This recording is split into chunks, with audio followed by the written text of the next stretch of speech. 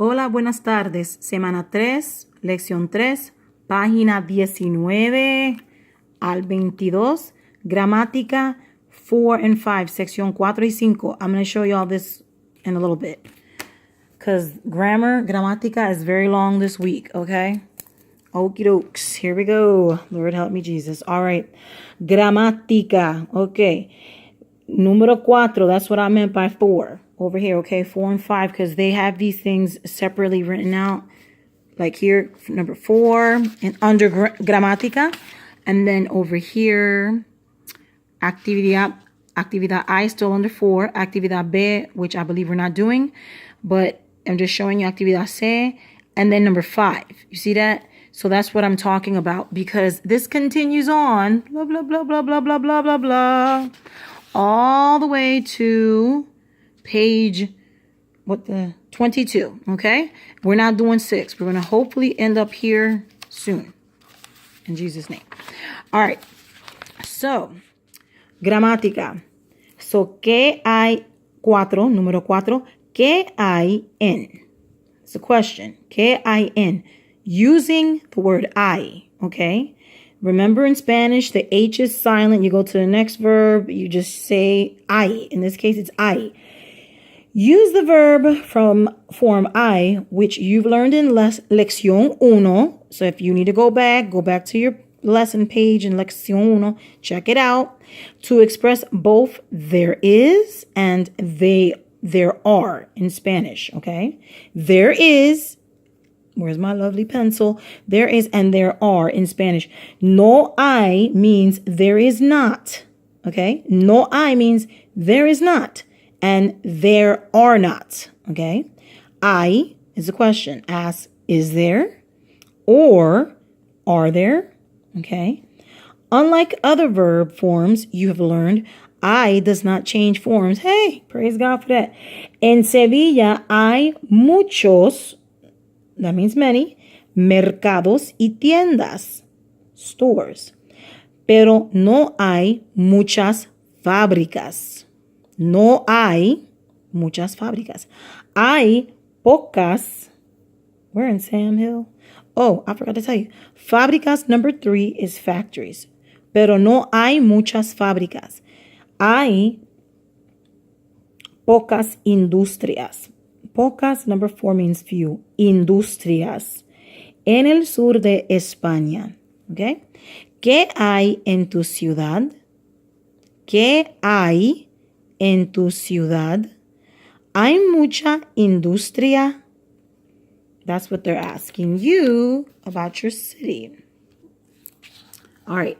So, actividad A. ¿Qué hay en Sevilla? ¿Qué hay en Sevilla? Based on what you've read and heard about Sevilla, is the content of the following sentences cierto or falso? Based on what you just read, okay, about Sevilla. Is the content of the following sentence cierto or falso? I believe all of you already know what this means by now. Try to make logical sense, or guesses, excuse me. If you really don't know yet, answer no sé. I don't know, okay? Hay muchas industrias. You can use these pictures to kind of give you an idea. Hay muchas industrias. ¿Cierto o falso? Hay muchos mercados. Por número 2, hay muchos mercados. ¿Cierto o falso? No hay muchas iglesias. ¿Cierto o falso? Número 4. Hay muchas cerámicas. Hay muchas cerámicas. ¿Cierto o falso? Oops, and I'm reading that as a question. I'm sorry. That's a sentence. Hay muchas cerámicas. That was just a statement.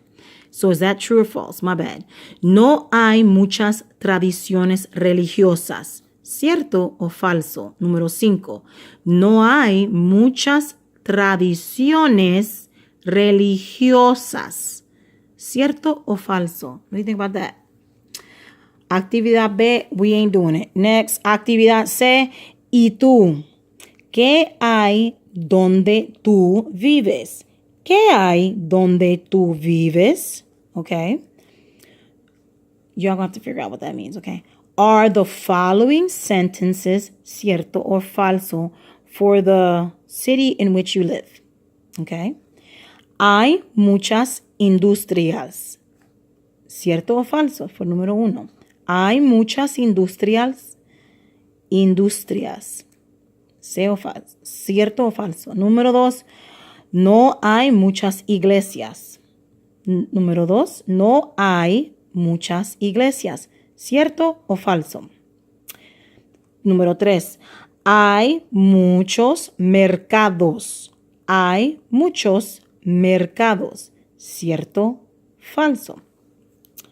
So around your way. Número 4. Hay muchos hoteles. Hoteles. Skip the H, go to the next vowel, pronounce that. Número 4. Hay muchos hoteles. ¿Cierto o falso? Número 5. No hay muchas plazas. 5. No hay muchas plazas. ¿Cierto o falso? If you don't know some of these words, look them up, please, in your dictionary, okay? Número 6. Hay muchas personas de habla española. That's weird. Never heard it said like that, but okay. Hay muchas personas de habla española. So, ¿cierto o falso? I'm going to read it again. Hay muchas personas de habla española. Meaning, Spanish speaking. All right, next. Number 5. Número 5. ¿Cómo estás? ¿Cómo estás? The verb estar. Okay, wonderful verbs.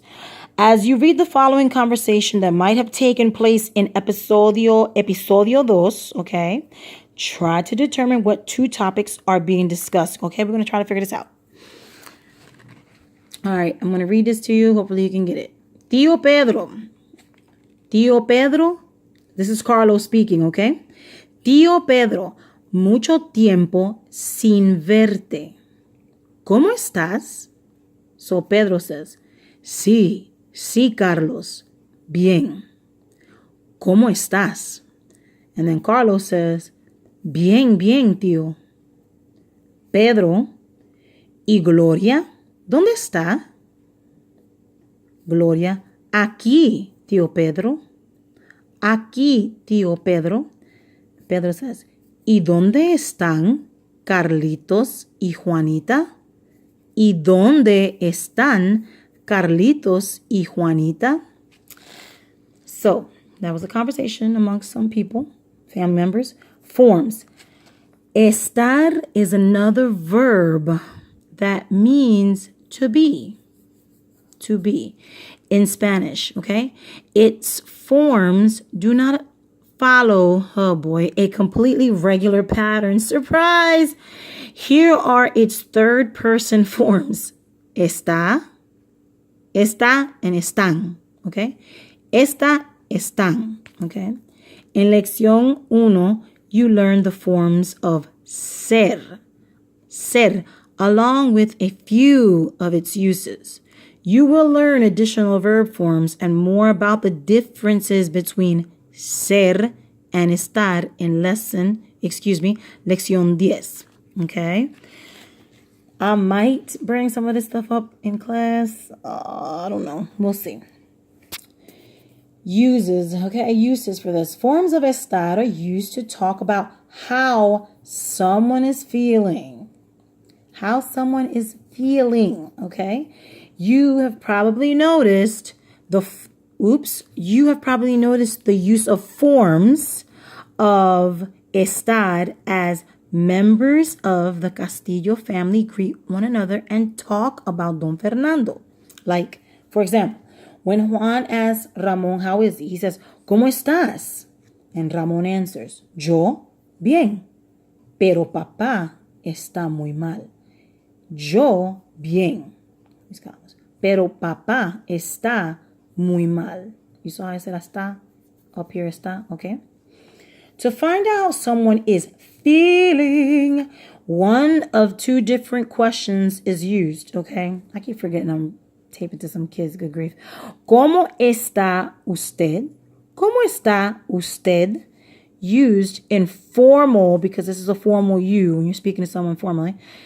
Third person, used in formal situations or to show respect. Okay, you're going to talk to someone like this from your church, your brothers in church, your, teachers, people, people that you don't know, bosses, stuff like that. And these are the people that, and como estás, that you're not going to say tú, but you're just going to say como estás. This is used for informal situations or with people you know well, okay? So you can use this, for your friends, some of your family members, you know what I mean? But you really shouldn't be talking to like the elders and stuff like that. Somebody might slap you upside the head. All right, so both of these questions correspond. I'm joking, y'all. Both of these questions correspond to the English, how are you? Note, how many minutes I got? Dang. Note the two different ways to say you, okay? There's two different ways to say you. One way is usted, that's formal you, and tú, okay, which is just informal, okay, talking to friends and whatnot. And the two different verb forms used, okay? Pay attention to that, all right? You will learn more about this system in Leccíon 4 to tell where someone or something is located. Here's an example. África está al sur de España. Francia y el mar Cantábrico, good grief, están al norte de España. No están al sur. Okay? I'll read it again just in case. África está al sur de España. Francia y el mar Cantábrico, I hope I'm saying that right, están al norte de España. No están al sur, okay? So next one, actividad A. Just pay attention to what they're talking about here with where Africa is located, okay? Actividad A en Cantábrico. Okay, actividad A. ¿Cómo estás? ¿Cómo está usted? Question. ¿Cómo estás? Which question from the title of this activity is appropriate in each of the following situations? I already kind of wrote this in pencil really lightly so you can see it, I think, in your sheets. But question number 1, Carlos is speaking to his secretary. So how do you think he would say, how are you doing? How are you, How would you think he would ask her? Would it be an informal or formal? So it's ¿Cómo estás? Because he's talking to his secretary and they most likely have a good relationship and a friendship, type of way. So he can most likely talk to her like that, Número uno, that was número uno. Número dos, Ofelia, his secretary, speaking to him. Now, this might change a little bit because this is her boss, okay? But hold on one second. All right, I was just double checking about this. Yes, in this case, Ofelia is the secretary speaking to her boss. So this would be considered speaking to someone formally, okay? But FYI, that doesn't mean just because somebody's your boss, you couldn't speak to them informally. That just depends on your relationship with them. So as a rule of thumb, you always, when you don't know somebody and when it's somebody, like I said, your elder or somebody, that just someone that you should be respectful to, show some honor and respect, you should speak like that, okay? Your grandparents, your parents sometimes, the pastors, the teachers, stuff like that. Pedro speaking to Raquel, which one would you use? ¿Cómo está usted o cómo está? Raquel speaking to Pedro, okay? Raquel speaking to Pedro. Who's Pedro? Who is Pedro to her? Okay, so thinking about the relationship between Raquel and Pedro, you can figure out which one of these forms she would use.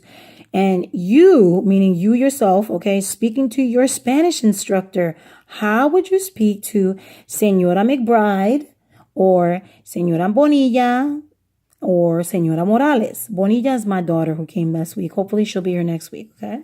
How would you address them, especially since they're elders, okay? More older than you. All right, actividad B. Hold on. Okay, we're not doing that. Skip. Actividad B, we ain't doing it. Actividad C. ¿Quién? Indicate where the following characters from Destinos are or whom they are with by matching the names, because you're going to be matching up the names with the description. Use está or están as appropriate. Okay, if you don't remember what these are, I'm not trying to be funny. I'm just trying to help some people, okay? If you don't understand what these are, just go back here, hun, and just read these things again and refresh your memory, okay? As appropriate, usa está or están as appropriate. Create as many different sentences as you can. Sorry that my finger's in the way. Okay, right quick. So, número uno, for example, Raquel. Who's Raquel talking to up here? They want you to use these pictures for a base, okay, for you to make up some of these sentences, all right? So, before you even start all this, there is a page in the back of your worksheets that I gave you. I had not been giving it to you for the other 2 weeks, but I'm starting to give it to you now.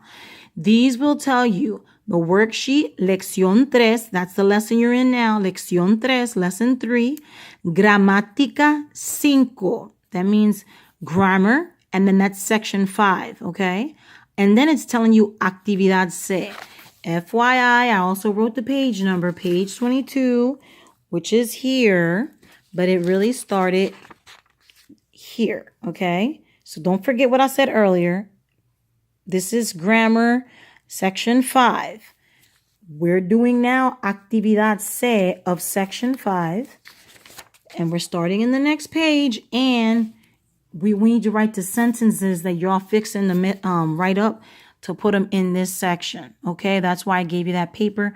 So just to try to limit so much writing, because some people can write neat. Some people like myself, unless I try really hard, cannot, and end up being like chicken scratch. Speaking for myself, I'm not talking about nobody else. So just try to write it on the back of this paper. Follow what it says here and the page numbers there, okay? And if you don't get it, just call me, okay? So, Raquel, okay, you're going to pick a picture with Raquel, whatever. Número uno, Raquel.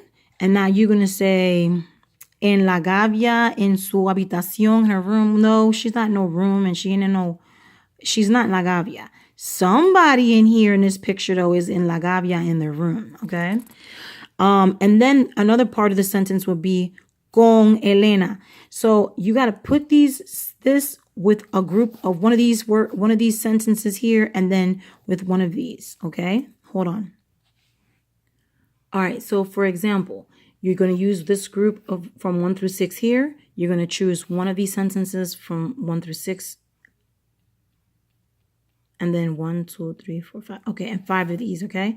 Just to make these sentences. I'm going to give you an example, and these pictures are here just to give you some guidance. It don't necessarily mean that everything that's here is going to be exactly what's in the picture.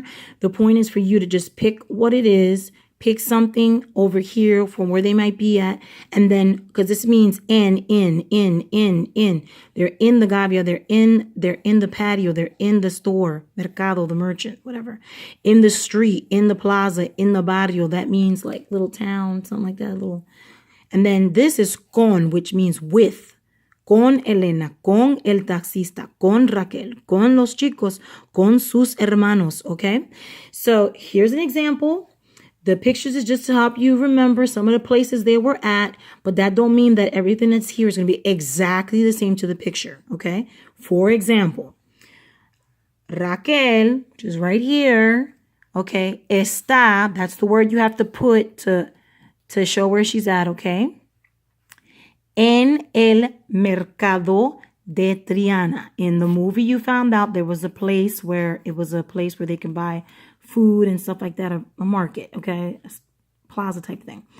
And it says here, con Elena. That makes the whole sentence. So it says here, you pick one of these, con Elena. So that's saying Raquel, she's at the store in Triana, a store in Triana, con, which means, good grief, I can't see. Okay, with Elena, okay? It's hard to tape and write at the same time. I'm sorry, guys. All right, so that's one example of a sentence. Here's another one. Over here, it's talking about, what is it? Oh, good grief. Los hijos de Don Fernando. I'm so sorry, guys. Los hijos de Don Fernando. All right. So, los hijos de Don Fernando están, okay? Where are they at? En el patio de la gavia. En el patio de la gavia. That's one of the choices here. En el patio de la gavia. Patio, it's a cognate. In the patio, in the backyard, in the patio, the porch of the gavia. Con sus hermanos. Con is with. Sus, you should know what that is. It's talking about the possessive form of something. They're their brothers, okay? So, los hijos de Don Fernando, that means the children, or I should say sons, but sons and daughter, because there's one daughter. We got to talk about that another time. De Don Fernando están, they are, en el patio de la gavia con sus hermanos. Okay? So you can write, like I said before, you can put your sentences right here, nice and neatly. So there ain't no too much writing on that particular part of the worksheet, okay? All right. Actividad D. ¿Y tú? Describe the following people. I told you to write 3 sentences, okay? Describe the following people and places with which you are familiar. Create as many sentences. You can write 3. If you want to write more, that's perfectly fine by me. Select only those items from the left-hand column that are appropriate for you, okay? So use no as needed. Remember, if you put the word in front of it, like no in front of that means then it's not that, okay? So I gave you some examples right here, blah, blah, blah, blah. All right, so let me just put it over here. So I picked mi abuela, I think I wrote abuelo, and then it says, mi abuelo está, mi abuelo está en casa. Mi abuelo está en casa, at home, okay? The next sentence I wrote was, what the heck is that? Of course I forgot the S, good grief. All right. Mis amigos no está en la calle, Broad, okay? Mis amigos no está en la calle, Broad. So I picked mis amigos no está,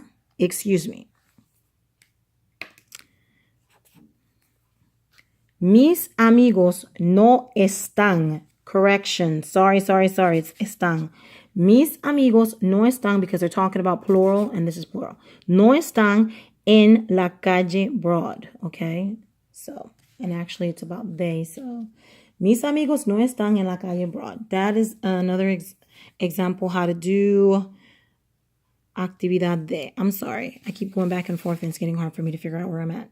All right. I believe that's it for section 4, sección 4, y sección 5. That means section 5. So that's done. That's it for now.